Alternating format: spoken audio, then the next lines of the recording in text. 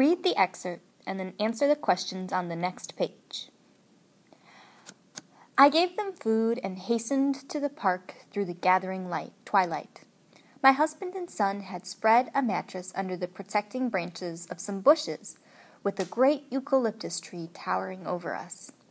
We crawled in, sleeping crosswise of the mattress, and my long coat kept me snug and warm. The immense fire started by the earthquake now made such a ruddy glow that it was easy to see everything, although the flames were 2 miles away. No lights were allowed in the park, and all was soon quiet except the wail of a baby, the clang of an ambulance, and the incessant roll of wheels and tramp of feet as the people constantly sought refuge. People were all about us in huddled groups, sleeping the sleep of exhaustion on the lawns and under the shrubbery.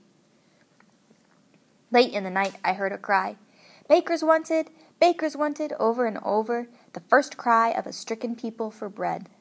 Later came another through the silent night, "Union telegraphers wanted!" to tell the world of our awful plight. Morning came, and my husband was detailed to take charge of the water distribution at the entrance to the park. Water was now more precious than gold, and not a drop must be wasted. Many of the mains were broken, and no one knew how the reservoirs were.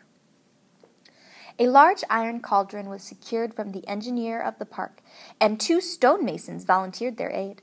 Stone was hauled from the fallen chimneys of the park lodge, and the cauldron soon set, and a fire roaring under it to boil water for tea or coffee. Do you imagine the post of water distributor to be an easy one? The day came on dusty and hot. The wind had changed, showering us with ashes and stinging our eyes with smoke from the ever-increasing fire. The line formed for cold water. Each had his turn. A man would argue for a drink for his wife and look down the long line of Americans, Japanese, Negroes, Chinese, and all sorts and degrees of men, women, and children. Just one cupful. It only takes a moment, and she's almost famished. Yes, but that moment belongs to someone else, replied my husband, with that fierce look from his old military days that I knew covered the softest heart in the world. And the man went to the foot of the line, and it was just an hour and a half before he came to the faucet for his pitcherful. Number 1. Reread paragraph 2. Look at the word incessant. Read the sentence around the word. From the context, what do you think incessant means? A. Stopping and starting.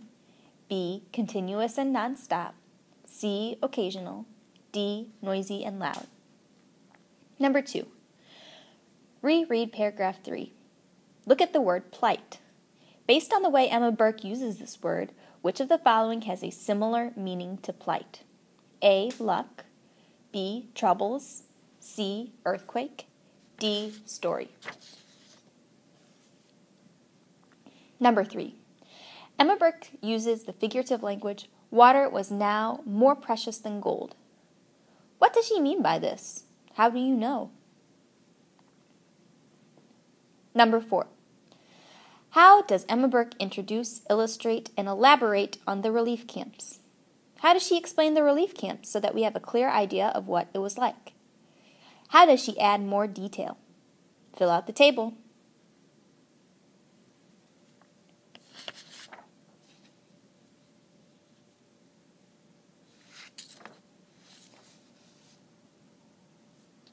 Part B. What is Emma Burke's point of view of the relief camp? How do you know? How does she convey that point of view? Make sure you now look at your Part B table, and on your sheet of loose leaf paper, write your paragraph response.